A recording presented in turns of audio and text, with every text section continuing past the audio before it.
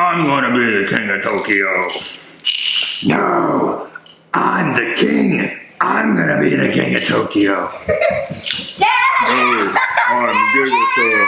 I'm gonna be the king of Tokyo. What? Can we play too? Oh. Yeah.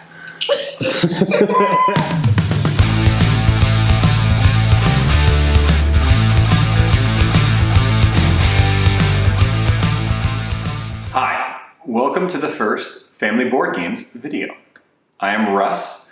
In these videos, we'll be accompanied by my two children, C-Man and D-Man. C-Man is currently 7, D-Man is currently 4, and then if I ever convince her to do so, maybe the occasional rare appearance by my wife, Emily. So we're excited to bring you this channel. Why are we creating this? We think it's going to be something fun that we can do as a family. I love board games. We love board games. We love playing board games together as a family, and the kids play them with each other. And so we hope to spread the love of board games with others. We think it'll be fun to do this, but also spread the love of board games with others. It's also a great, interesting opportunity to be able to capture our boys growing up, C-Men and D-Men. Before we know it, they're going to be grown up and moved out of the house. And so to get sentimental a little bit, this will create a little bit of a video archive, which will be fun. And then finally, we are doing this to give back. So 30% of the revenue that we're going to generate from YouTube for this, we're going to give back to kids' charities. So I have a sweet spot for the Children's Miracle Network, which gives money to children's hospitals. D-Man, when he was born, spent a week in the NICU. And we just felt amazing care, and he's fine since, but amazing compassion and care at the NICU that we stayed at. And so we want to be able to give back. And then also we want to be able to give back to our local communities. So within our local communities, we want to be able to give board games to youth communities so that they have a fun, safe place where they can go play. So why should you watch this channel? So this will be, a dedicated space about family board games. If you want to know which board games to play, which ones not to play, mostly it's going to be things to play that we're going to enjoy. Come to this channel. You're going to hear a couple voices on this, which I think will be helpful. So you're going to hear my voice, a board game lover and a diehard geek. And so to be able to tell you some things about what I like about it, but then also what the boys, what they learn from it, and then what it can progress into in terms of additional games that they can play. You're going to hear from the boys as well in terms of what they like about it. We're also going to show the game being played. So before I buy a game, I want to know the table presence. I want to know how it looks. And so I think probably here-ish, we're going to have a picture-in-picture of the games actually being played. So you can hear us talking and hear us talking about it, but then also see the game in action. And so hopefully you can figure out, will this be a good game for my family? What will my kids learn? What can they play after this? What mechanisms are in the game? And we hope this is going to be fun. A perfect seamless cut. In our first review, we're going to be talking about King of Tokyo, which I have back here.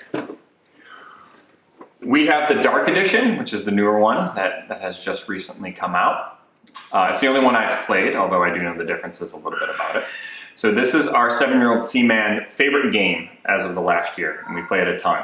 We play it as a family with 4. We'll play it 2-on-2 as well, or sometimes with 3 with C-Man and D-Man. It's really best at the higher numbers, probably 4 or 5. With 2, there's a couple alterations that you have to do, but it does work. So reading is necessary really to fully understand this game. So C-Man gets it, he can read the power cards, he's good. Our 4-year-old D-Man, he goes along, but he usually fixates on one strategy of just trying to collect the cards. But he'll still occasionally luck into a win. There's a lot of luck in this game, which is good, which is great for family games that you actually want luck because it gives a chance for everybody to win. So general overview of the game, it's Battle Yahtzee. You're doing a little simple King of the Hill where you try to get into Tokyo and then you can roll dice and you're trying to hit everyone else outside of Tokyo, but when you're in Tokyo, you take all the hits. And so you can win by knocking everyone else out, or you can win by getting to 20 victory points. And honestly, it varies kind of each time in terms of what is the win condition, which is good. So that shows that it's balanced. So the mechanisms I already mentioned, it's King of the Hill, it's push your luck, your dice rolling, there's a card market that you're picking from. There is player elimination, which is sometimes bad, especially with incredibly long games. This game isn't all that long. You know, the longest is probably 30 minutes. Once you're familiar with it, you can have the turns go quick, and then it probably takes 20 minutes.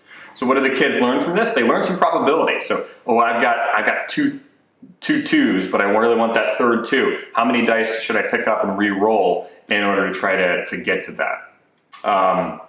Also, card choice in terms of, you know, the choosing from the market, and then this gives me this additional powers, and you're almost, then it's a little bit of an engine builder, I would say, where you have these powers, and so that increases what you can do in future rounds.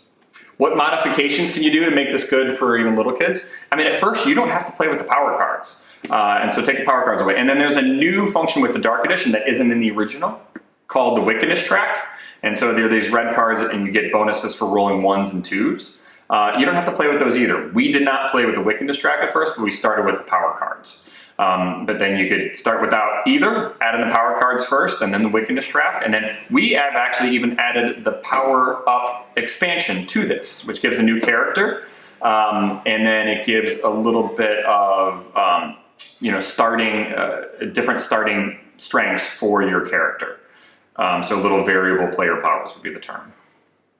So is this game good for adults? I think so. We haven't played it yet with adults, but I think it'd be a lot of fun with adults because it's a light gateway game. And again, plays good 2 to 6 and doesn't take all that long. So you can teach it in about 5 minutes. It won't overstay its welcome. You can play it again. You can play another game. So I think it is really good for adults. So what games could this progress into? With the reroll dice mechanism, you know, Yahtzee is an obvious one to come to mind, and there's a ton of games that use that Yahtzee mechanism.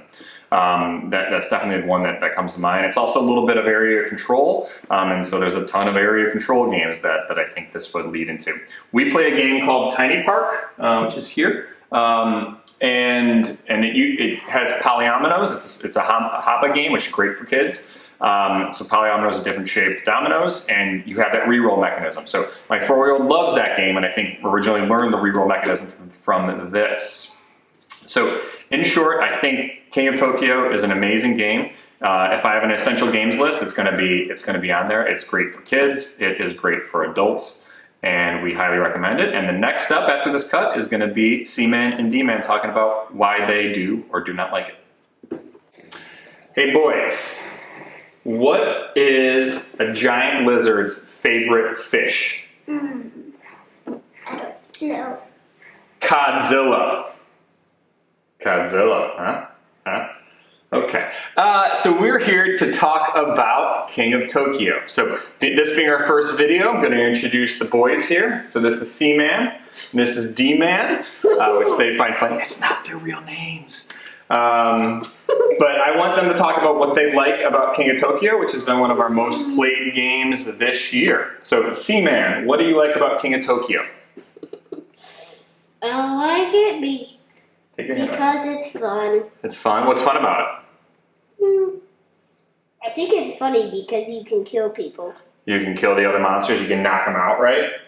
You can win the game another way. Yeah? What's the other way you win the game? You can get enough points. 20. Yeah. 20 exactly. Which way do you like to win better? Killing everybody. Killing everybody. Yep. And who's your favorite guy? Who's my favorite guy? That will be Gigasaur. Cool. Now, D-Man, what do you like about the game? I don't really like it. You don't really like it. Is it because it's too long? Hiccups. All right, so it definitely gets the stamp of approval from C-Man. It's one of his favorite games. D-Man will play it. It's probably a little bit, he's only 4, almost 5. It's probably a little bit beyond, but it is a super fun family game. And that is King of Tokyo. We have the Dark Edition. The art is great.